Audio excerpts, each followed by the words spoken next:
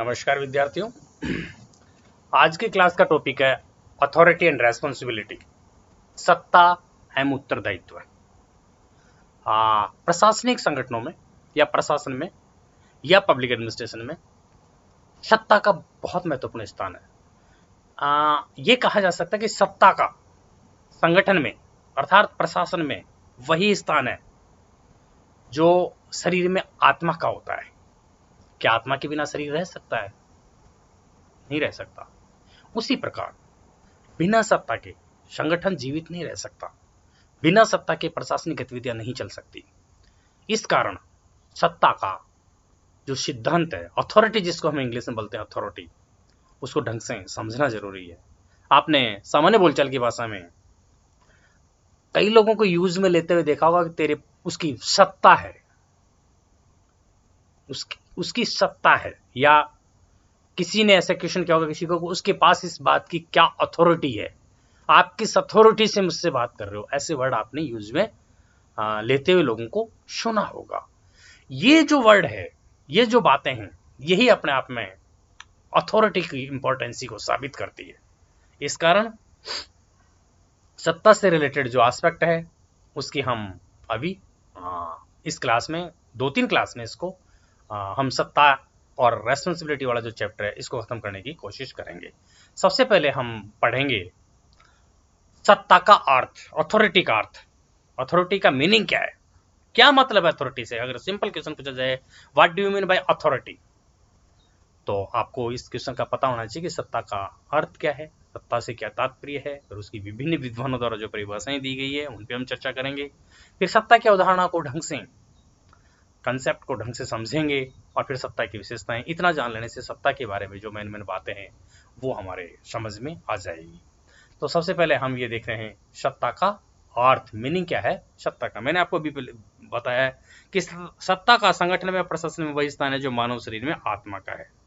जिस प्रकार आत्मा के बिना शरीर निष्क्रिय हो जाता है, नहीं चल नहीं सकता, उसी प्रकार जब हम एक संगठन में सत्ता की, जब तक हम एक संगठन में सत्ता की उचित व्यवस्था नहीं करेंगे तो वह कार्यशील नहीं हो सकेगा। ठीक है ना। विभिन्न विद्वानों ने कार्य विभाजन को और सत्ता को किसी भी संगठन की अत्यंत महत्वपूर्ण विशेषता माना है।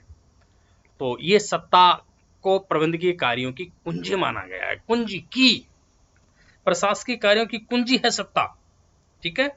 अब सत्ता की इंपॉर्टेंस इस सेंटेंस से स्पष्ट हो जाती है कि सत्ता का संगठन में वही स्थान है जो मानव शरीर में आत्मा का है। ठीक है ना। सत्ता को प्राय जनरली शक्ति से संबोधित किया जाता है, शक्ति से रिलेटेड किया जाता है सत्ता को, पावर से। लेकिन दोनों में डिफरेंस भी होता है, सत्ता और शक्ति में डिफरेंस होता है। अब सामान्य भाषा में सत्ता किसे कहते हैं? उच्च एवं प्रवर व्यक्ति की उस क्षमता को, उच्च व्यक्ति को, उच्च पद पर स्थापित अधिकारी या उच्च पदस्थापित जो पदाधिकारी है, ऊंचे के पद पर जो अधिकारी है, उसकी उस क्षमता को जिसके आधार पर वह निर्णय के साथ साथ अधीनस्थों के व्यवहार को भी प्रभावित कर सके, जिसके आधार पर वह निर्णय लेता है और अपने अधीनस्थों द्वारा किए जाने वाले कार्यों को प्रभावित करता है, उससे सत्ता की संज्ञा दी जाती है। यह संगठन की ओर से किसी व्यक्ति को कुछ करने के लिए दी गई आज्ञा भी है। अब मेन बात यह है कि आपको विभिन्न विद्वानों ने सत्ता को किस प्रकार परिभाषित किया, ये तो आपको सत्ताकार समझ में आ गया कि उच्च पद पर पदस्थापित किसी व्यक्ति की उस क्षमता को जिसके आधार पर वो निर्णय लेने के साथ साथ अधीनस्थों के व्यवहार को प्रभावित करता है, या अधीनस्थों को आज्ञा देता है, या अधीनस्थों को आदेश देता है, उसको सत्ता की संज्ञा दी जाती है। परिभाषाओं में हम आएंगे तो जैसे हेनरी फेयोल ने सत्ता के लिए क्या कहा, आपको ये हेनरी फेयोल की वाली बात याद रखनी है। 2-4 विभिन्न विद्वानों की विभिन्न परिभाषाएं हैं, लंबी चौड़ी, उसमें से आपको कुछ बातें याद रखनी है। जैसे हेनरी फेयोल ने कहा सत्ता आदेश देने का अधिकार है और उसके पालन करवाने की शक्ति है। सत्ता आदेश देने का अधिकार और उसका पालन करवाने की शक्ति। जब एक उच्च अधिकारी, उच्च पद पर बैठा हुआ पदाधिकारी अपने अधीनस्थों को आदेश देता है तो सत्ता, उस आदेश देने का अधिकार है उसको, सत्ता होने के कारण वह अधीनस्थों को आदेश देता है और उस आदेश का पालन करवाने की शक्ति भी है उसमें, केवल आदेश ही नहीं, उसका पालन करवाने की शक्ति। इस प्रकार हेनरी फेल के अनुसार सत्ता आदेश देने का अधिकार और उसका पालन करवाने की शक्ति है। ठीक है। हर्बर्ट साइमन ने क्या कहा, सत्ता मुख्यतः निर्णय लेने की शक्ति से संबंधित है। निर्णय लेने की शक्ति किसमें होगी, जिसमें सत्ता होगी वही निर्णय ले सकता। तो सत्ता मुख्यतः निर्णय लेने की शक्ति से संबंधित है, जिससे दूसरे व्यक्तियों की क्रियाएं निर्देशित होती है। इसी प्रकार एक विद्वान एलन है, एलन के शब्दों में, किसी कार्मिक को दिए गए कार्यों के निष्पादन को संभव बनाने हेतु सौंपी गई शक्तियां अधिकार ही सत्ता है। किसी कार्मिक को, किसी कर्मचारी को, है ना, किसी अधिकारी एवं कर्मचारी को दिए गए कार्यों के निष्पादन को, किसी कर्मचारी को जो कार्य दिए गए हैं उन कार्यों का वो निष्पादन करें, इसको संभव बनाने हेतु जो शक्तियां एवं अधिकार दिए जाते हैं उसी को सत्ता कहते हैं। ठीक है। पैटरसन विद्वान ने क्या कहा, आदेश देने एवं उसके पालन की आज्ञा का अधिकार सत्ता है। इसी प्रकार एक विद्वान है डेविस, सत्ता निर्णय लेने में आदेश देने का अधिकार है। ठीक है। और एक प्रमुख परिभाषा जिसको हम मैक्स वेबर ने सत्ता को किस प्रकार परिभाषित किया है, यह संभावना है, सत्ता को उन्होंने किस रूप में देखा है, यह संभावना है कि एक विशिष्ट आदेश का व्यक्तियों के एक विशिष्ट समूह द्वारा पालन किया जाएगा, सत्ता है। इसी प्रकार थियो हेमन ने भी इसको परिभाषित किया है ना। विभिन्न विद्वानों ने इसकी विभिन्न परिभाषाएं दी है। लास्ट में निष्कर्ष के रूप में हम ये कहेंगे कि अधिकार सत्ता क्या है, आदेश देने, निर्णय लेने, उनके पालन करवाने की वह शक्ति है या स्थिति है या वह अधिकार है जो अधीनस्थों द्वारा स्वीकार कर लिए जाने पर अर्थपूर्ण बन जाता है और संगठनात्मक लक्ष्यों की पूर्ति के लिए अधीनस्थों द्वारा उसका पालन आवश्यक होता है। ये सत्ता की परिभाषाएं हो गई विभिन्न विद्वानों द्वारा जो दी गई है। अब सत्ता की विशेषताएं, मेन विशेषताएं क्या है सत्ता की। सत्ता की विशेषताओं से पहले सत्ता की अवधारणा पढ़ लेते हैं। अवधारणा समझना जरूरी है कि सत्ता है क्या। देखो, प्रशासनिक संगठनों में सत्ता का अवधारणा का 3 पक्षों से अध्ययन किया जाता है। सत्ता की अवधारणा को 3 पक्षों से समझते हैं। सत्ता का कानूनी पक्ष, पहली अवधारणा ये हुई। इसके अंतर्गत सत्ता की उत्पत्ति कैसे हो रही है, स्रोत क्या है सत्ता का, नियम और आचरण को सम्मिलित करके सत्ता के कार्य क्षेत्र को, सीमाओं को परिभाषित करते हैं, सत्ता का कानूनी पक्ष। दूसरा है सत्ता का स्थिति पक्ष, इसमें प्रशासनिक संगठनों में विभिन्न पदों पर आसीन व्यक्तियों के अधिकारों, कर्तव्यों, उत्तरदायित्वों सहित संगठन में उसके स्तर को सम्मिलित करते हैं, सत्ता का स्थिति पक्ष। और तीसरा है सत्ता का मानवीय पक्ष। ये अवधारणाएं हैं। अब आती है सत्ता की विशेषताएं। सत्ता की प्रमुख विशेषताएं क्या है। देखो, सत्ता एक प्रबंधकीय अधिकार है, उच्च पदस्थापित अधिकारियों का एक अधिकार है सत्ता, जिसका प्रत्यायोजन ऊपर से होता है। ठीक है। इसका प्रत्यायोजन जो डेलीगेशन होता है ऊपर से होता है। सत्ता एक प्रबंधकीय अधिकार है जिसका प्रत्यायोजन ऊपर से होता है। सत्ता निर्णय लेने, अधीनस्थों को कार्य सौंपने और अधीनस्थों से संतोषप्रद निष्पादन की अपेक्षा रखने का अधिकार है। जिसके पास सत्ता होगी वो निर्णय लेगा, अधीनस्थों को वही कार्य सौंपेगा क्योंकि उसकी सत्ता है उसके पास, जब भी वो कार्य सौंप सकता है, और अधीनस्थों से संतोषप्रद निष्पादन की अपेक्षा भी वो रख सकता है। ठीक है।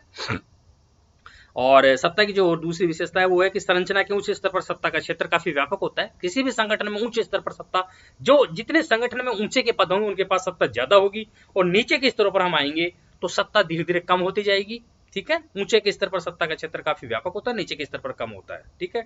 सत्ता का प्रत्यायोजन न तो किसी संगठन की कल्पना तक, सत्ता का प्रत्यायोजन न हो, अगर सत्ता का प्रत्यायोजन नहीं हो तो किसी संगठन की कल्पना ही नहीं की जा सकती है। ये सत्ता की प्रमुख विशेषताएं हो गई।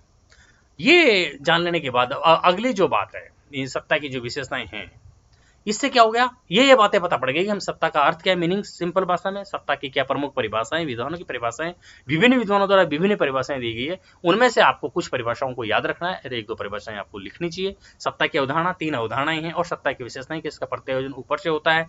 ठीक है। सत्ता का जो ऊंचे के लेवल पर सत्ता का क्षेत्र व्यापक होता है, नीचे के लेवल पर सत्ता का कम होता है। ठीक है। सत्ता क्या है, निर्णय लेने, अधीनस्थों को कार्य सौंपने और उनके अधीनस्थों से संतोषप्रद उन कार्यों को करवाने की जो शक्ति है वो सत्ता है। ठीक है। और अगर सत्ता का प्रत्यायोजन न हो, सत्ता ही नहीं हो, तो किसी संगठन की कल्पना भी नहीं की जा सकती। ये सत्ता की प्रमुख विशेषताएं हैं।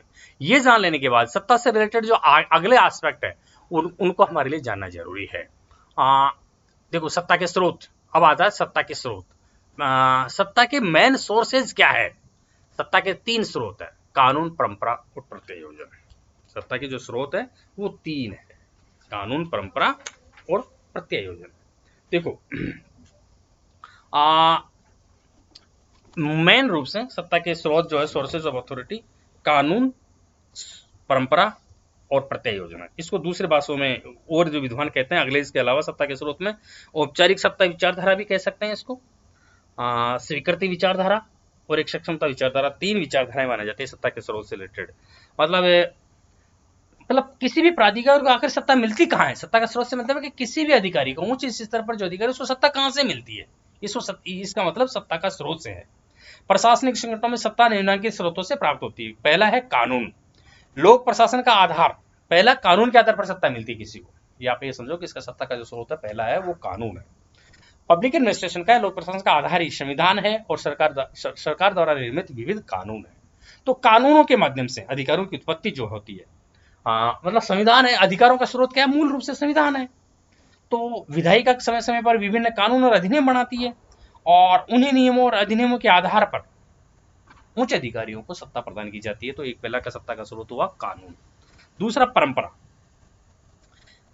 हम जैसे समाज में रह रहे हैं, वहां पर कई प्रकार की परंपराएं हैं, वो मानव व्यवहार को कुछ सुविधाएं और कुछ अनुशासन प्रदान करती है। परंपरा के आधार पर भी सत्ता मिलती है, ठीक है, कि पहले ऐसे चला आ रहा है, परंपरा है, नियम है, संहिता है, तो उसके आधार पर भी कई बार सत्ता दी जाती है। और तीसरा प्रत्यय योजन है। उच्च अधिकारी जो है, प्रत्यय योजन हम पहले पिछली क्लासेस में ढंग से पढ़ चुके। प्रत्यय योजन में क्या होता है? उच्च अधिकारी जो अधीनस्थों को सत्ता कार्य सौंप देता है और उसके साथ साथ उसको सत्ता का हस्तांतरण कर देता है। इस प्रकार सत्ता के स्रोत में तीन है, कानून, परंपरा और प्रत्यय योजन। इसके अलावा सत्ता के स्रोत के आधार पर अगर हम देखें तो तीन विचारधारा है। औपचारिक सत्ता विचारधारा, इसमें वही बात आ गई कि औपचारिक रूप से सर्वोच्च जो अधिकार है वो संविधान है या कानून है, उसके आधार पर उसको सत्ता मिलती है। स्वीकृति, दूसरा विचारधारा आता है स्वीकृति। अधीनस्थ जो लोग हैं वो उसको मानते हैं, वो अपने आप सत्ता से हो गई। और सक्षमता विचारधारा, इसमें कि विश्व भर में योग्य सक्षम व्यक्ति स्वतंत्र नेतृत्व की बागडोर संभाल लेते हैं। ये सत्ता के तीन स्रोत हो गए, कानून, परंपरा और प्रत्यय योजन, ठीक है। अब इसके अलावा जो अगली बात आएगी वो है सत्ता के स्रोत संबंधी दृष्टिकोण। ये तीन सत्ता के तीन स्रोत हो ही गए, कानून, परंपरा और प्रत्यय योजन। अब इसके स्रोत संबंधी तीन दृष्टिकोण है, औपचारिक सत्ता विचारधारा, स्वीकृति दृष्टिकोण, सक्षमता दृष्टिकोण। औपचारिक सत्ता दृष्टिकोण आपको बता ही दिए। औपचारिक का मतलब देश का जो सर्वोच्च कानून है, संविधान है, उसके अनुसार जो सत्ता मिलती है वो औपचारिक सत्ता दृष्टिकोण हुआ। स्वीकृति मतलब नीचे वाले जो उसको स्वीकार कर रहे हैं वो स्वीकृति संबंधी दृष्टिकोण हो गया। और तीसरा सक्षमता के आधार पर जो सत्ता मिलती है वो सक्षमता दृष्टिकोण हो गया। फिर आते हैं सत्ता के प्रकार। सत्ता कितने प्रकार की होती है? मतलब जो आप ये समझो कि जो सत्ता है वो सत्ता के प्रकार कितने हैं। पहला है इसमें थोड़ा आपके इसमें कट रहा है, मैं आपको इसको ढंग से समझा देता हूँ। सत्ता के प्रकार में है तीन: सूत्र सत्ता, स्टाफ सत्ता और क्रियात्मक सत्ता। सूत्र सत्ता, स्टाफ सत्ता और क्रियात्मक सत्ता। सत्ता के तीन प्रकार है। मैक्स वेबर ने सत्ता को तीन भागों में बांटा था: परंपरागत सत्ता, चमत्कारिक सत्ता और वैधतार्किक सत्ता, ठीक है। तीन रूपों में वर्णित किया था मैक्स वेबर ने। लेकिन यहाँ प्रशासनिक संगठनों में कार्मिकों को द्वारा जो सत्ता यूज में ली जानी जा रही है वो तीन प्रकार की सत्ता होती है: सूत्र सत्ता, स्टाफ सत्ता और क्रियात्मक सत्ता। सूत्र सत्ता किसे कहते हैं आपको देखना है। मैक्स वेबर की तो तीन विचारधारा है। मैक्स वेबर के अनुसार सत्ता तीन प्रकार की है: पारंपरिक सत्ता या प्रभुत्व पारंपरिक सत्ता जिसको हम बोले, दूसरा करिश्माई सत्ता और तीसरा वैधानिक सत्ता। और जो तीन प्रकार है सत्ता की वो सूत्र सत्ता, स्टाफ सत्ता और क्रियात्मक सत्ता, ये तीन प्रकार हैं। आपको यहां पर यह समझना है कि सूत्र सत्ता किसे कहते हैं। देखो, शासन में सत्ता का सर्वाधिक प्रयोग सूत्र अभिकरण अर्थात नीति निर्माता तथा नियंत्रणकर्ता अधिकारी करते हैं। सूत्र है ना, लाइन अथॉरिटी। लाइन अथॉरिटी का मतलब है कि शासन सत्ता का जो ऊंचे के स्तर पर जो लोग हैं, जो नीति निर्माण करते हैं, नीति निर्माता है या नियंत्रणकर्ता अधिकारी है, उनके द्वारा जिस सत्ता का प्रयोग किया जाता है उसे सूत्र सत्ता कहते हैं। सूत्र सत्ता समस्त अधिकारियों तथा अधीनस्थों के मध्य व्याप्त रहती है, ठीक है। दूसरी है स्टाफ सत्ता। स्टाफ सत्ता है वो सेवा करने वाली सत्ता है। ये सत्ता अन्य व्यक्तियों को परामर्श देने का, सहायता पहुंचाने का अधिकार रखती है। मतलब जो मैन नीति निर्माता है, निर्णय करता है, नियंत्रण करता है, उनके द्वारा जिस सत्ता का प्रयोग किया जाता है वो तो सूत्र सत्ता कहलाती है। स्टाफ सत्ता, आपके इसके थोड़े टाइपिंग में ऐसे हो गया, ये आपको दिख नहीं रहा, वो उसके लिए आई एम सॉरी। स्टाफ सत्ता वो सत्ता होती है जो परामर्श देने का कार्य करते हैं, मतलब उसको गाइड देने का कार्य करते हैं, वो स्टाफ सत्ता हो गई। और तीसरी क्रियात्मक सत्ता, ये सत्ता सूत्र तथा स्टाफ सत्ता के मध्य की प्रकृति से युक्त है। तीसरी क्रियात्मक सत्ता सूत्र सत्ता और स्टाफ सत्ता दोनों के मध्य। क्रियात्मक सत्ता कार्य या क्रिया विशेष से जुड़ी रहती है, जो कार्य करते हैं उनके अनुसार।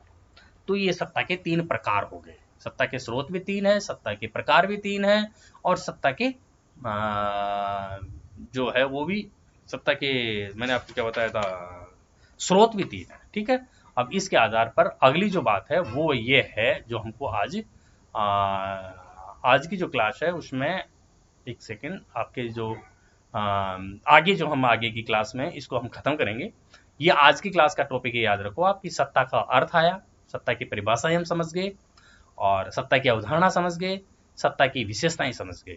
उसके आधार पर सत्ता के 3 स्रोत, कानून, परंपरा और प्रत्यायोजन समझ गए, और उसके आधार पर सत्ता के स्रोत संबंधी दृष्टिकोण जो 3 है, औपचारिक सत्ता दृष्टिकोण, स्वीकृति दृष्टिकोण, सक्षमता दृष्टिकोण, और सूत्र सत्ता और स्टाफ सत्ता। ये जान लेने के बाद अब आगे की क्लास में जो है इस सत्ता से संबंधित जो और एस्पेक्ट रह गए वो हम आगे की क्लास में पूरा करने की कोशिश करेंगे।